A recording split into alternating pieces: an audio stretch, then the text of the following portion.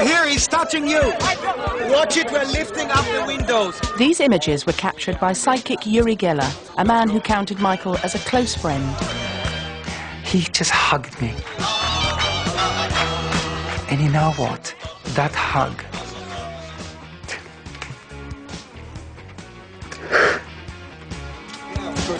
Uri was a companion and witness to the star. And that's me. What can we call me? Uri Geller. And his home videos offer an intimate insight into the personal world of Michael Jackson. You're crushing him! You're crushing him! Honor Michael! Now Uri has agreed to open up his archive for this program to give a personal portrait of one of the greatest icons of our time. I really shouted, Michael, Michael, stop it! Michael, you will die, you're killing yourself. This is My Friend Michael Jackson, Uri's story.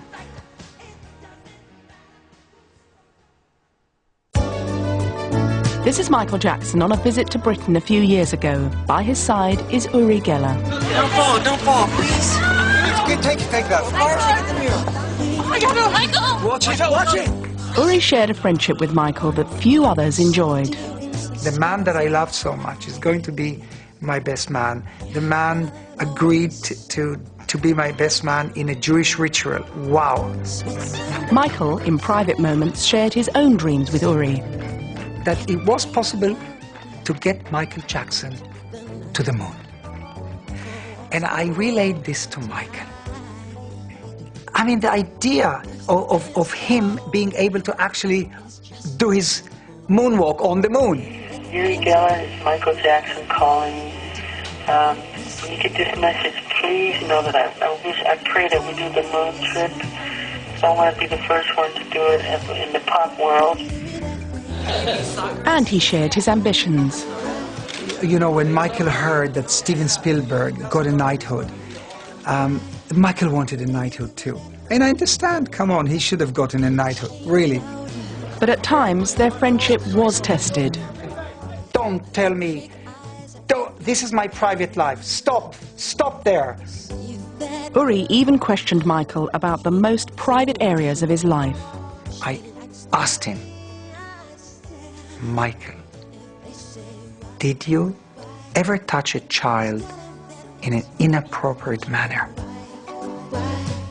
This is the story of an at times turbulent friendship. There was something that bonded us. I think it was the turmoils and the traumas that we went through in our lives that kind of linked us together in a strange and bizarre way. Back in the 70s, Uri was one of the biggest stars around. He rose to fame with his spoon bending and psychic abilities. This is so heavy. Yes, it's happening. It's happening. Yes, it's better. He appeared on chat shows around the globe. Look, I'll show it to the camera. I don't know whose kid this is, but it's... Among his fans was a young Michael Jackson. If you look at it very slowly, it is still bending. Now. And years later, in 1999, the pair would meet in a New York hotel room through their mutual friend, Harrods owner Mohammed Al-Fayed. And I didn't know what to expect. So there I was sitting on this couch and looking around, and suddenly, out of his bedroom, comes out Michael Jackson. He must have come out of the bathroom of his suite because he wasn't wearing a shirt. His black hair was combed backwards, and he actually looked handsome. And I jumped up and I said, Michael, you look fantastic. I knew that love would bring this happiness I'm being. I tried to keep my sanity. During several trips to New York, their friendship was cemented. Uri even designed part of the sleeve notes for Michael's Invincible album. Soon plans were being put in place for Michael to visit Uri in Britain. It was 2001, and Uri was planning to renew his wedding vows with his wife Hannah. He needed a best man.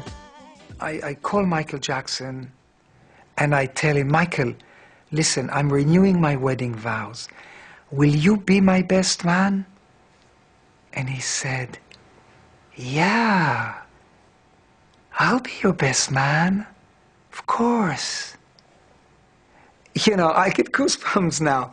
The most famous man in the world is going to be my best man. But more important for me was the man that I loved so much is going to be my best man. The man agreed to be my best man in a Jewish ritual. Wow. Just months later, Michael Jackson would fly to Britain to be best man at Uri's wedding. But he was on crutches. He'd broken his foot in a fall at his Neverland ranch. On a sunny Wednesday afternoon, guests waited anxiously for the ceremony to begin, but Michael was nowhere to be seen. It looked as though the King of Pop was going to miss Uri's big day.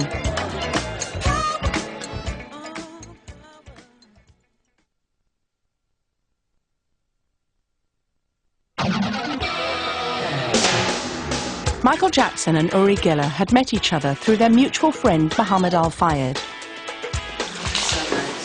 They were embarking on a new friendship, during which Uri would see Michael as few have seen him. They would share late-night shopping trips. I almost believe you. And even a private visit to Parliament. Fans would follow them every step of the way as they travelled around Britain. But in 2001, as Michael arrived in London for his first visit to Uri, he had one very special appointment in his diary.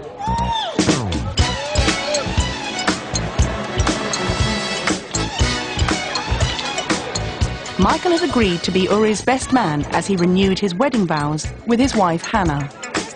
The day before the ceremony, Uri had given Michael his wedding ring to look after. I wanted Michael to have the ring on him for 24 hours. I wanted Michael Jackson's energy to be absorbed into that wedding ring. I believe in this, you know, come on. They have 2 children together. They have been married civilly. And the wedding began, and Michael hasn't arrived. And I'm beginning to look at my watch, and Hannah is telling me, hey, Michael is a bit late. And the guests are already here, the marquee is full, and, you know, some friends, celebrities came. So I tell everyone, you know what? Let's eat now. Let's go and eat. The food is laid out there because Michael is late. And the truth of the matter is that we couldn't start the ceremony because my ring was in his pocket. An hour passes, and Michael is not showing up. And we are on the phone, and I'm sweating, I'm running around between the guests, trying to comfort them. They all had fun. And then people thought that this is a kind of a big setup, and Michael will never, this was like a prank. Because they could not believe that the Michael Jackson is really going to come to be my best man. And after 2 long hours, Michael's entourage, the bell rings, and out there, the gate, and I ran, the marquee, I ran up here and looked at the gate, and the gate was opening. The limousines kind of stream down the driveway, and they come up in front of the house, and the door slides open, and Michael comes out with a crouch.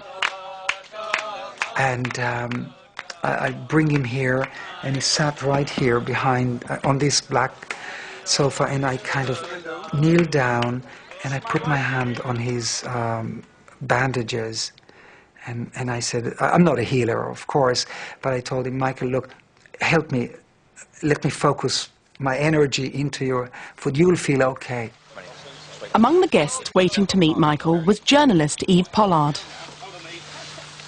There was more security than I've ever seen. We've got used to security now, but in 2001, I'd never seen anything like it. And I'd edited newspapers. There was more security than you get with a royal attending. Then, of course, we got into the wedding, and normally, you know, you sit down, you watch the wedding, you have your reception. Michael was so late that people sort of sat down at first, then thought, what am I doing here after 20 minutes? Then they started serving food and drinks because you just couldn't wait for this thing, you know, to get